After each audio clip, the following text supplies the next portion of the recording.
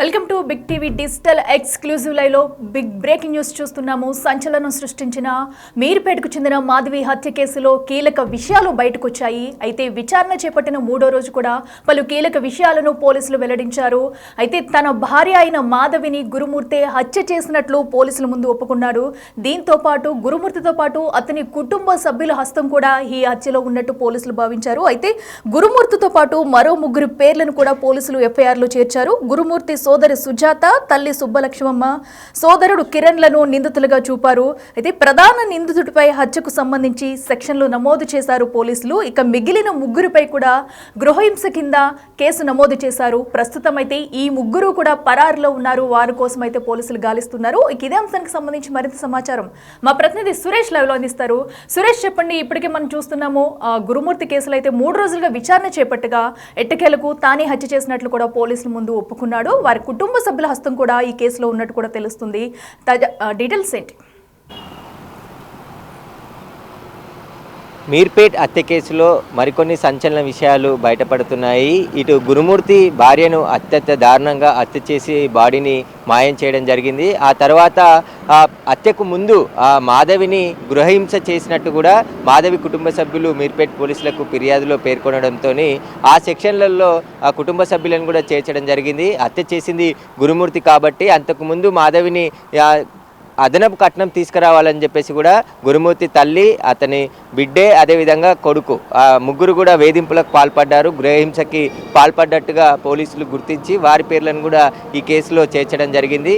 ఈ హత్య మాత్రం గురుమూర్తి చేసి ఆ తర్వాత మాధవి మృతదేహాన్ని ముక్కలుగా నరికేసి ఆ తర్వాత హీటర్లో ఉడకబెట్టి ఆ తర్వాత మొత్తం అవన్నీ కూడా చిన్న పీసులు చేసి బాత్రూంలో ఫ్లెష్ చేసినట్టుగా పోలీసులు గుర్తించడం జరిగింది. దానికి సంబంధించిన ఆధారాలన్నిటిని కూడా సేకరించడం జరిగింది. అయితే గురుమూర్తిని 5 రోజుల పాటు కోర్టు కస్టడీకి అనుమతించింది. ఈరోజు 3వ రోజు గురుమూర్తిని కస్టడీలో పోలీసులు విచారిస్తున్నారు. ఈ కేసులో గురుమూర్తి తల్లి, తన సోదరి, అదేవిధంగా తన సోదరుడు ఏ విధంగా వేధింపులకు పాల్పడ్డారు, ఎప్పటి నుంచి వేధిస్తున్నారు అనే దానిపై కూడా గురుమూర్తిని విచారించినట్టు తెలుస్తుంది. గురుమూర్తిని రహస్య ప్లేస్లో ఉంచి మీర్పేట్ పోలీసులు విచారిస్తున్నారు. సీన్ రీకన్స్ట్రక్షన్ కూడా చేసి కొన్ని ఆధారాలు కూడా సేకరించినట్టు తెలుస్తుంది. అసలు హత్యకు ముందు ఏం జరిగింది, హత్య రోజు ఏం జరిగింది అనే దానిపై కూడా పూర్తిగా వివరాలన్నీ రాబట్టే ప్రయత్నం పోలీసులు చేస్తున్నారు. అయితే గురుమూర్తి రిమాండ్ రిపోర్ట్లో కూడా అనేక సంచలన విషయాలు పోలీసులు పేర్కొనడం జరిగింది. 16వ తేదీనే గురుమూర్తి భార్య మాధవిని హత్య చేసి అత్యంత దారుణంగా మొత్తం ముక్కలుగా కట్ చేసి ఆ బాత్రూంలోకి తీసుకెళ్ళి ఆ పీసులన్నిటిని కూడా పెయింట్ బకెట్లో పూర్తిగా హీటర్ ద్వారా ఉడకబెట్టి వాటిని బోన్స్ నుంచి మాంసాన్ని వేరు చేసి మొత్తం చిన్న ముక్కలుగా చేసి ఆ తర్వాత గ్రైండర్ చేసి దాన్ని అంతా కూడా డ్రైనేజీలో కలిపే విధంగా చర్యలు తీసుకున్నట్టు తెలుస్తుంది. దీనికి సంబంధించి గురుమూర్తిని ఇప్పుడు కస్టడీకి తీసుకొని పోలీసులు విచారిస్తున్నారు కాబట్టి ఈ కస్టడీలో మరిన్ని విషయాలు వెలుగులోకి వచ్చే అవకాశం కనబడుతుంది. ఇంకా మిగతా వివరాలన్నిటిని కూడా అసలు హత్యకు గల కారణాలేంటి, గురుమూర్తికి సంబంధించిన సెల్ ఫోన్ డీటెయిల్స్ని కూడా ఇప్పటికే పోలీసులు సేకరించడం జరిగింది. మాధవికి సంబంధించిన సెల్ ఫోన్ అంటే హత్యకు ముందు రోజు, హత్య తర్వాత గురుమూర్తి ఎవరెవరితో మాట్లాడారు, ఆయనకు సంబంధించిన కాల్ లిస్ట్ ఆధారంగా కూడా దర్యాప్తు చేస్తున్నారు. ఇప్పటికే టెక్నికల్ ఎవిడెన్స్తో పాటు ఎలక్ట్రానిక్ ఎవిడెన్స్ని కూడా పూర్తిగా పోలీసులు స్వాధీనం చేసుకోవడం జరిగింది. వాటన్నిటిని కోర్టు ముందు ఉంచి గురుమూర్తికి శిక్ష పడే విధంగానే పోలీసులు అన్ని ప్రయత్నాలు చేస్తున్నారు. ఎందుకంటే ఈ కేసులో బాడీ మిస్ అయితే ఈ కేసు మిస్టరీగా మిగిలిపోయి తనకు శిక్ష పడకుండా ఉంటుందని చెప్పేసి గురుమూర్తి భావించే ఈ మొత్తం బాడీని కనబడకుండా పీస్ కూడా దొరకకుండా మాయం చేసినట్టుగా పోలీసుల విచారణలో వెల్లడైంది. గురుమూర్తి ఆర్మీలో జవాన్గా పనిచేస్తున్న సమయంలో తాను వంట కోసం చికెన్ కట్ చేస్తుండేవాడు. ఆ చికెన్ కటింగ్లో భాగంగానే భార్యను మొత్తం ముక్కలుగా నరికేసి అత్యంత దారుణంగా హత్య చేసుంటాడని చెప్పేసి కూడా పోలీసులు భావించారు. ఇప్పటికే గురుమూర్తి ఇంట్లో కొన్ని వస్తువులు స్వాధీనం చేసుకోవడం జరిగింది. స్టవ్ కావచ్చు, రంపము, అదేవిధంగా వాటర్ హీటర్, బకెట్, చెరువులో కూడా ఒక బకెట్ తీసుకెళ్లి పడేసిన బకెట్ను కూడా పోలీసులు గుర్తించారు. అయితే వీటన్నిటికి సంబంధించి ఫోరెన్సిక్ ల్యాబ్కి రిపోర్ట్స్కి పంపించడం జరిగింది. ఆ రిపోర్ట్స్ అన్నిటిని కూడా కోర్టులో సబ్మిట్ చేస్తాము. ఇంకా గురుమూర్తికి ఎవరైనా బయట నుండి సహాయం చేశారా అనే దానిపై కూడా పోలీసులు ఆరా తీస్తున్నారు. ఆ సీసీ కెమెరాలో మాత్రం గురుమూర్తి ఒక్కడే ఇంటి నుంచి బయటికి వచ్చి మళ్ళీ లోపలికి వెళ్ళినట్టుగా ఉంది కాబట్టి బయటి నుండి ఆ వస్తువులు కానీ వేరే పినాయిలు కూడా పెద్ద ఎత్తున కొనుక్కొచ్చారు కాబట్టి ఆ పినాయిల్ని గురుమూర్తే కొనుక్కొచ్చాడా లేదంటే అతనికి ఎవరైనా తెచ్చిచ్చారా అనే దానిపై కూడా పోలీసులు ఆరా తీస్తున్నారు. ఇక హత్య విషయం భార్యని హత్య చేసిన విషయం తల్లికి సోదరికి చెప్పాడనే కోణంలో కూడా పోలీసులు దర్యాప్తు చేస్తారు. ఎందుకంటే ఒకవేళ మాదేవి హత్య జరిగి ఉంటే పోలీసులకి ఆ గురుమూర్తి తల్లి సోదరి అయినా చెప్పి ఉండాలి. కానీ అక్కడ చెప్పకుండా ఉంటే వాళ్ళకి ముందే తెలిసి ఉండుంటే అయితే వాళ్ళపై కూడా మరికొన్ని సెక్షన్లు నమోదు చేసే అవకాశం కనబడుతుంది. ఇప్పుడు గృహహింస కింద గురుమూర్తి తల్లి సోదరి పైన కేసు నమోదు చేశారు. హత్య కేసు మాత్రం గురుమూర్తి పైనే నమోదు చేయడం జరిగింది. ప్రస్తుతం ఈ కేసులో ఇంకా దర్యాప్తు కొనసాగుతుంది. మొత్తం 5 రోజుల పాటు గురుమూర్తిని పోలీసుల కస్టడీకి అనుమతించడంతో ఈరోజు 3వ రోజు గురుమూర్తిని పోలీసులు విచారిస్తున్నారు. శనివారం రోజు ఆయనని కస్టడీకి తీసుకోవడం జరిగింది.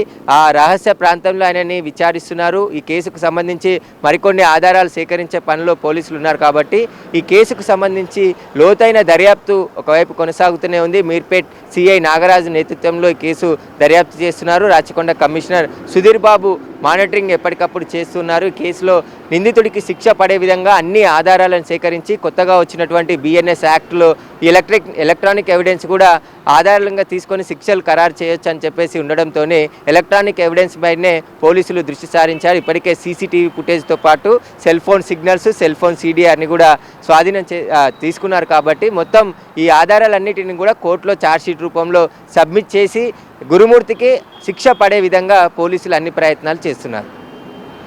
సురేష్, మనం చూస్తున్నాము. ఎందుకంటే ఈ ఘటన వెలుగులోకి వచ్చిన తర్వాత కూడా అటు మాధవి తల్లిదండ్రులతో పాటు ప్రజలంతా కూడా గురుమూర్తికి ఎలాంటి శిక్ష విధిస్తారో అనేది కూడా ఉత్కంఠంగా మారింది. ఎందుకంటే అతి కిరాతకంగా తన భార్యను చంపడం అనేది కూడా సంచలనంగా మారింది. గురుమూర్తికి మరి కేసులో ఎలాంటి శిక్ష పడే అవకాశం ఉంది? వాళ్ళ తల్లిదండ్రులు ఏం కోరుతున్నారు? అలాగే మరో 3 కూడా పరారీలో ఉన్నట్టు తెలుస్తుంది. వాళ్ళ కోసం ఎలాంటి చర్యలు తీసుకుంటున్నారు? అంటే గురుమూర్తికి ఉరిశిక్ష వేయాలనే మహిళా సంఘాలు కావచ్చు, పెద్ద ఎత్తున మహిళలు కూడా డిమాండ్ చేస్తున్నారు. ఆ కట్టుకున్న భార్యని అత్యంత దారుణంగా హత్య చేసిన గురుమూర్తిని ఖచ్చితంగా ఉరి తీయాలని చెప్పేసి కూడా పెద్ద ఎత్తున డిమాండ్ చేస్తున్నారు. ఇవన్నీ శిక్షలు ఎందుకంటే కొత్తగా వచ్చినటువంటి బిఎన్ఎస్ యాక్ట్లో ఖచ్చితంగా ఎలక్ట్రానిక్ ఎవిడెన్స్ ద్వారా పూర్తిగా శిక్ష పడే అవకాశం ఉంటుంది. కాబట్టి ఆ కోణంలోనే పోలీసులు అన్ని దర్యాప్తు చేస్తున్నారు. ఎందుకంటే ఇక్కడ బాడీ లేకుండా మాయం చేసి ఇక ఈ కేసు నుంచి నేను తప్పించుకోవచ్చు అని చెప్పేసి కూడా గురుమూర్తి ఆలోచించాడు. కానీ పోలీసుల దగ్గర ఉన్నటువంటి లేటెస్ట్ టెక్నాలజీ ద్వారా గురుమూర్తి ఆట కట్టించారు. గురుమూర్తికి సంబంధించిన హత్య చేశాడని చెప్పేసి రుజువు చేయడానికి గల ఆధారాలన్నిటిని కూడా పోలీసులు స్వాధీనం చేసుకోవడం జరిగింది, కలెక్ట్ చేశారు. కొత్తగా ఉన్నటువంటి క్లూస్ టీమ్ వద్ద ఉన్నటువంటి లేటెస్ట్ టెక్నాలజీ ద్వారా కూడా గురుమూర్తి ఈ హత్య చేశాడనే దానికి సరైన ఆధారాలన్నిటిని కూడా పోలీసులు సేకరించడం జరిగింది.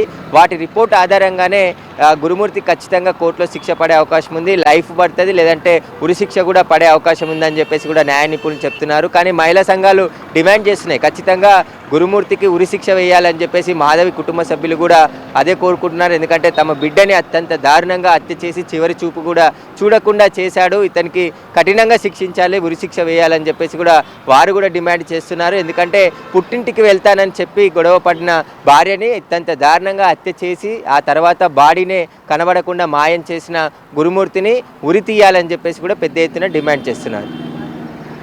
Thank you. సో చూస్తున్నాం కదా, మీర్పేట్ మాధవి హత్య కేసులో కూడా సంచలన విషయాలు బయటకు వచ్చాయి. ఎట్టకేలకు 3వ రోజు విచారణలో గురుమూర్తి తన భార్యను తానే హత్య చేసినట్టు ఒప్పుకున్నాడు. ఈ కేసులో మరో 3 గురుమూర్తి కుటుంబ సభ్యులను కూడా నిందితులుగా చేర్చారు పోలీసులు. అయితే వారిపై గృహహింస కింద కేసు నమోదు చేశారు. మరో 2 రోజులు కూడా విచారణ జరగనుంది. ఏ అంశాలను ప్రస్తావిస్తారు, ఎలాంటి కీలక విషయాలు బయటకు వస్తాయనేది కూడా ప్రస్తుతం ఉత్కంఠగా మారింది.